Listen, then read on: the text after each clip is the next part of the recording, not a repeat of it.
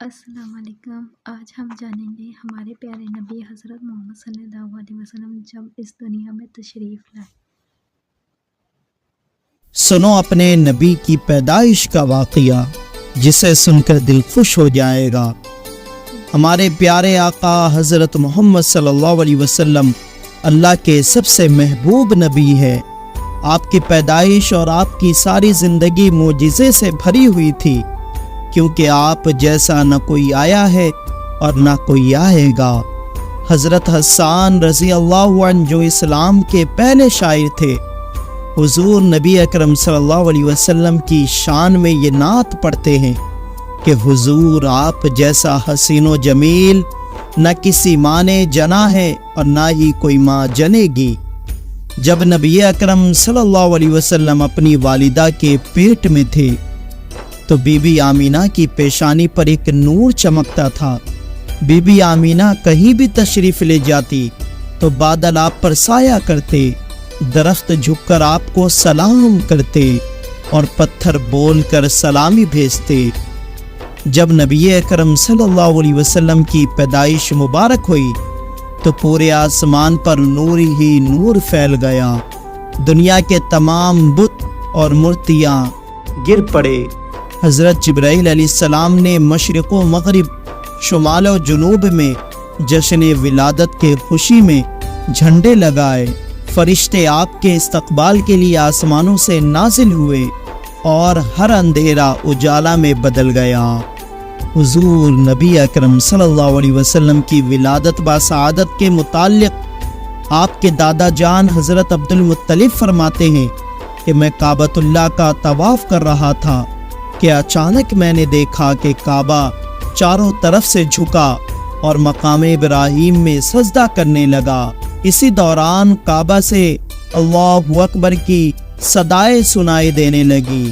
پھر میں نے دیکھا کہ کعبہ سیدھا کھڑا ہوا اور اس سے آواز آنے لگی کہ سب تعریفیں اس اللہ کے لیے جس نے مجھے محمد کے ساتھ خاص کر دیا۔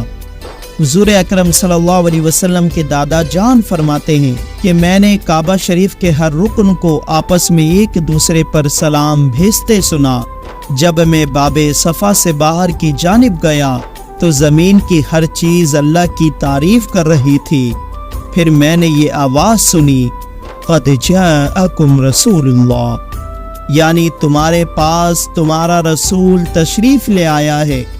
جب میری نگاہ بتوں کی جانب پڑی تو سب کے سب گر پڑے۔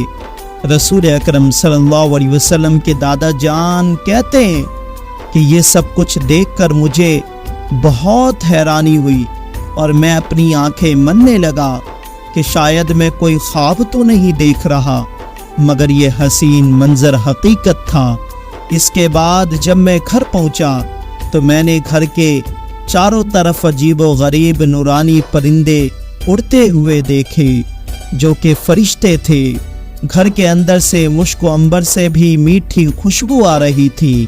میں نے دروازہ کھٹکھٹایا تو میری بیٹی آمینہ تشریف لائی۔ حضور اکرم صلی اللہ علیہ وسلم کی والدہ ماجدہ حضرت آمینہ کی پیشانی پر ایک نور چمکتا دکھائی دیتا تھا کہ میں نے دیکھا کہ بی بی آمینہ کے چہرے پر کوئی تکلیف اور کوئی کمزوری کے اثر نہیں نظر آ رہے، اور بی بی آمینہ کی پیشانی سے جو نور چمکتا تھا وہ اب نظر بھی نہیں آ رہا۔ تو حضرت عبد المطلب نے پوچھا، بیٹی تمہاری پیشانی کا نور کہاں ہے؟ تو بی بی آمینہ کہنے لگی، میرے بابا اب سے کچھ دیر پہلے ہی میں نے ایک بچے کو جنم دیا ہے، وہ نور میرا بیٹا ہی تھا جو اب دنیا میں تشریف لا چکا ہے، اس لیے پیشانی پر وہ نور دکھائی نہیں دے رہا۔ حضور اکرم صلی اللہ علیہ وسلم کی پیدائش ایک معجزہ تھی۔